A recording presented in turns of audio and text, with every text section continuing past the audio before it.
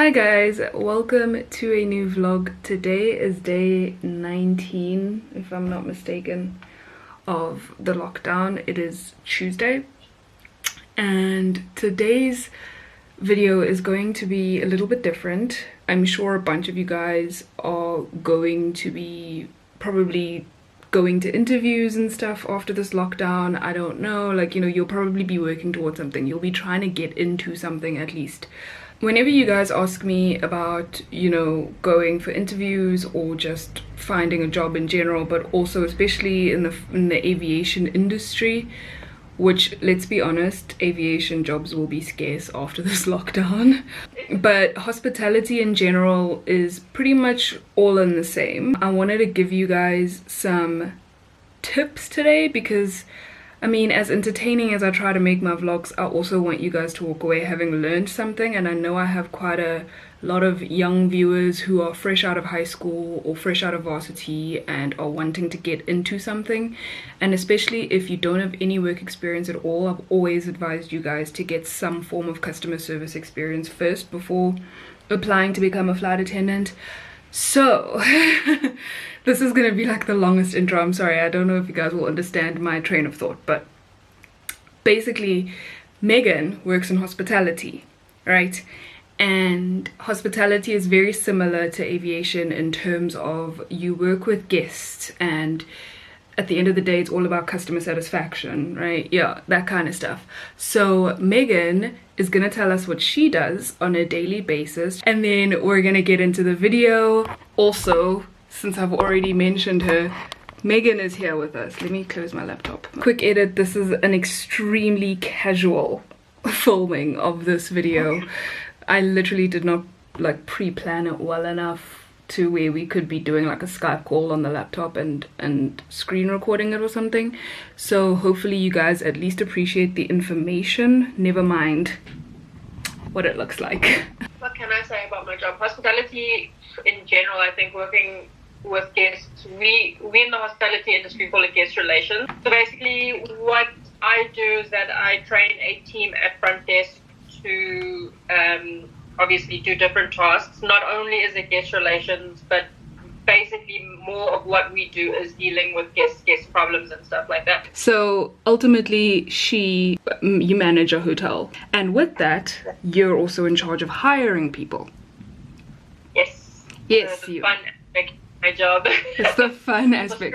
So let's get into like the tips and like the point of this video. Basically what we wanted to talk about in today's video, you guys, is just like giving you some tips on interviews. I've done a bunch of interview type of videos on my channel. I will link that playlist up in the cards right now if you haven't seen that. Today I thought, let's do this casual version of it and get an outsider's perspective as well, and somebody who actually does these interviews and who actually is part of the selection process. So Megan is first going to tell us the top 5 questions that she tends to ask interviewees during interviews. Go ahead, Megan, top 5 questions. Okay, I haven't put these in obviously any particular order of what's more important. How I've tried to structure these questions is to get as much information, not only about you personally, because obviously how you answer the questions will tell me how you generally are. So I basically structure them around me wanting to know more about your work ethic, because at the end of the day, that's basically what counts if I'm going to be hiring you for a position at all. So the first question I generally ask people is, why are you interested in this job? Why are you interested in taking this job? Like, why guest relations? Why customer service? Or whatever. It depends obviously on the position that we are offering. Generally it is customer relations that we are offering. Why do you want this job? Obviously everyone wants to get paid. Ways in which you can answer something like that, I think I wrote it down, is that you enjoy tasks and the field of work because you want to learn things. You know, that obviously people do, they want it because of the money, and obviously they want the job because it's going to set them up for something that they're going to be doing in the future. But the kind of answers you're looking for is something that's specified to the position that you're currently being interviewed for. Second question I have is, what motivates you to want to work and do a good job? Okay. This is a very, very good good question. I love this question. And I'm always intrigued by people's answers. Ways you can answer this is obviously success and what drives you. And things like that. Yeah, I think it's a very good question. No one's ever asked me that one. So really? Yeah, no one, not in aviation. I've never been asked that question. So that's one to think about. Okay, so my third question is, why should we hire you? Oh, I love this one. Why should we hire you? I love this question because you're obviously hiring so many other people that you think are potentially good enough to take this one. So we want to know why we need to hire you and not the person that we've previously interviewed or the people that we are still going to interview. So this one also sets up for telling somebody more about yourself and obviously where you see yourself going as well. I feel like with this question, it's also probably your only chance to gloat a little bit. Like, not gloat in like an arrogant way, but it's your chance to literally list your accomplishments. So yeah, that is the time when it is your time to be like, I am great with passengers. People have emailed my managers telling them that I have done a good job. They were on my flight and they were impressed by my announcements or this or that, and she was very professional, blah, blah, blah. That is your time to list those accomplishments. But I have a quick rapid fire question now. How do you think somebody who doesn't have any work experience, how do you think they should answer a question like this? That's true. That's a difficult question. Yeah, it's interviews. For somebody that's coming fresh out of school, it is a very difficult question, obviously, because they haven't worked. The best way to answer that would be to say that, you know, you take your experience at high school and obviously whatever achievements you had at high school and how well you worked with your teammates and classmates and stuff like that at high school, and you say, you can base it around, I work very well with group projects and things like that. I enjoyed leading the team in group projects and I worked well, and, you know, I always liked something that challenged me. So that, you know, you kind of bring in like your accomplishments at school and things like that. I think that's probably about that you could answer something like that. I think you have to make them the best of it because you don't have any experience, so you don't want to lie, you don't want to make anything up. Just say, listen, I've never worked before, this would be my first job, but this is where my character traits would play a huge role. Yes. And next question, how do you handle stress and pressure or pressure? I like this one, obviously, because it tells me if you are a good person, if you're a person that handles stress really, really well, because obviously a guest relations is very, very stressful. I mean, you have a guest screaming at you, that is it's an extremely stressful position to be in, because you are faced with the situation, and how you handle it is a good reflection on how calm you are, your personality, and obviously your work ethic. So I love things like this. Best answer I've ever had with this one, actually it's one of my favorite answers. I asked the lady, how do you handle yourself under stress and pressure? And she said she doesn't really look at it as stress. She kind of looks at the situation and deals more with the situation than the stress, because you get a different result if you're working off of stress or if you're working on a situation. And I absolutely admire that answer. And she's been working with for a year and a half now. So what happens is, what I try and train my ladies not to do is to call the manager first. Obviously, you have to, if the guest is coming to you and is putting you in a very difficult position, a very stressful position, you try and handle the situation as much as you can until you can't. You have to call. Yeah, as a last resort. Is it fourth or fifth question now? That's my fifth question. So the last question would be, where do you see yourself in 5 years? This is a very tricky question to ask. And one of my tips on this one as well is answer the question as though you are staying in the business for 5 years. Yeah. Because you're obviously interviewing for this, not only this position, but you're interviewing to be in this company. Yeah. So even if you are looking just for the experience, answer it as though you were going to be staying with us for the next five years, because that answer gets you more chance to be hired, because then you make the person that's interviewing you seem as though, oh, okay, cool, she actually wants to kind of stay in this field, and obviously you're still going to get your experience. You can be honest and be like, you know what, I just want to get the experience because I actually want to be in aviation or, you know, something else. More than welcome to that. Chances are that they're hiring you is going to be slimmer. The companies basically are hiring you because they want you to be long-term or here at least a year, to be here and not let us down. Because what happens in hospitality more often than none is that people don't enjoy the hours. It's hectic. I'm not even going to joke. Oh, I know about hours. There's days when I'm at work for 16 hours or we come off of a shift and somebody hasn't pitched for work and I have to go back onto a shift for another 8 hours. So it's horrible. It's difficult, but it also scares a lot of people when they're like, oof, 16 hours. That's quite hectic. Yeah. So it's funny. I think that's actually a good way to, weirdly enough, I find that to be a very good way to introduce them to aviation, because if you can handle hospitality hours, like the hours are so crazy, they're actually going to kind of give you a feel of what it's going to be like to work in aviation. Next thing we're going to move on to is the 3 things that you notice first about the people you're interviewing. One would be how you present yourself. So obviously that would be the way you conduct yourself in an interview. How you sit on the chair. There's one thing that really grates me is people that slouch in a seat. I know you're trying to be comfortable and stuff like that, but that tells me, that body language tells me that you really aren't interested, and that you're just doing it for the hell of it, that you aren't really that serious. My second thing is tardiness. So if and it works differently. If you are too early for an interview, that also reflects on if people are going to hire you or not.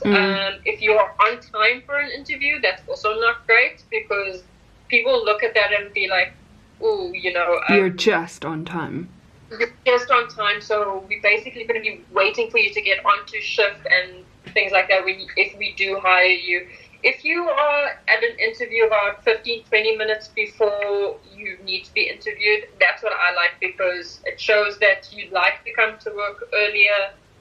Obviously, that would just be get some kind of handover from the next person that's going off shift, you know, that kind of stuff.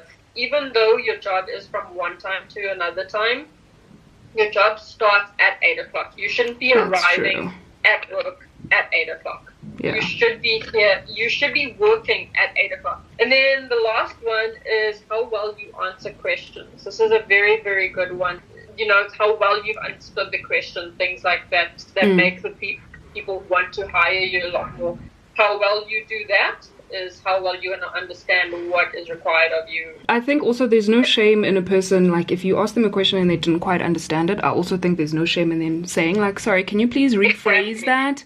I just want to make sure that like I know exactly what you're asking. There's no shame in that. You don't have to be embarrassed that you didn't understand the question the first time. That they should have every answer to every question. They shouldn't feel that they have that, because nobody does. Exactly. Okay, and then moving on to your 3 overall tips for a good interview for somebody that's good. My absolute favorite. I always tell people this, especially when people come in, they bring us CVs. Do your research on the place that you're going for your interview. That is my top tip. That is my number 1 tip for any interview. Anything. Because in the airlines... No, the airlines, what's funny is that a lot of the times when you go there for an interview, they're either going to say, tell me about yourself as the very first question, or they're going to say, what do you know about us? Full on study. Because that's when I can show up and be like, your CEO's name is ABC. You guys started up in 1905 with 2 planes, and now you've grown to 18 planes, blah, like, do you know what, like, you need to spit those facts at people. Exactly. It shows us that you're a little bit more professional, and that you actually do want to work. Is that you're doing your research on the place. Also, one of my tips is ask questions. Oh, that's also such an important thing. If I say to somebody at the end of an interview, do you have any questions for us? And they say no, I'm like, that's bad. Your questions can range from anything to what do you expect from your staff, what is the salary, what hours would you be expecting from us. You can ask anything. Yeah. But mainly the question, when somebody says, do you have any questions for us, it's basically us asking you if you've basically done your research of the Yeah, place. Because I'm so glad that that's something that you as an interviewer actually appreciates when people ask questions, because I also feel like it's a two-way street at the end of the day. Like, you need to make sure that you're going to be happy in that company. Like that, that's definitely something you really, really have to do. The fact that people, at the end, when you say, do you have any questions, they go, no, I'm just like, oh. I remember my first interview. Did I ever tell you I interviewed with Penn Travel just after college? And the guy asked me, do you have any questions for us? And I said no.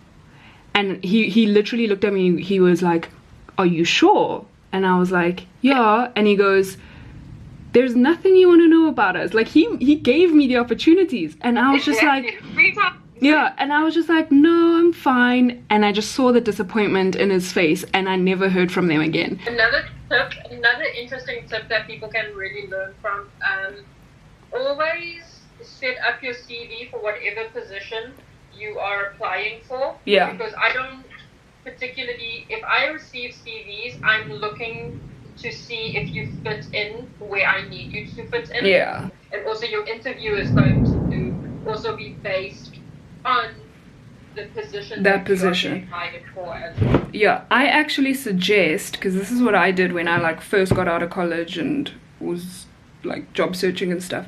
I suggest having different CVs for different jobs. Like, for me, obviously don't make stuff up, because then you're gonna get caught in that lie, obviously. But for me, like, if I'm looking for a fashion design job, then I'm gonna mention my fashion design internships, my diploma, all that kind of stuff, and add like my portfolio to that CV.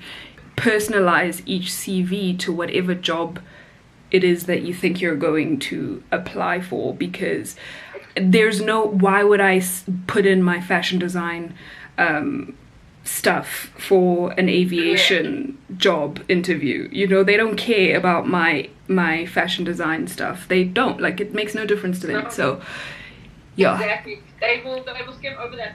And you know what, when you're looking to hire somebody as well, you really need just to see the brief information on their CV as well. Yeah. Nothing gets me more than like a 20-page CV and it's got nothing about hospitality. Yeah. Let me end this video so long because it's running long and it's raining, so I don't think they're gonna hear us much longer. So I'm gonna end this video here because it is coming down with the rain right now and I don't want to annoy you guys with that background noise. But thank you so much for joining us. I really hope you guys found this video helpful. That's all we were trying to be in this video, is helpful. If you do have any other questions, do you hear that? Yeah, I heard that one. Yeah, if you guys have any other questions, okay, I'm gonna try to get through this quickly. If you have any other questions that you would like for me to answer in another like interview based type of video, let me know. Put it in the comments down below and I'll definitely add it to another video, or I'll answer you right then and there in the comment section. But other than that, thank you so much for joining us. Please don't forget to spread good vibes and be kind, and I will see you on the next video, which will probably be a vlog and less educational than this. Bye everybody, thank you. Thank you, Megan, for all your help. You're welcome anytime.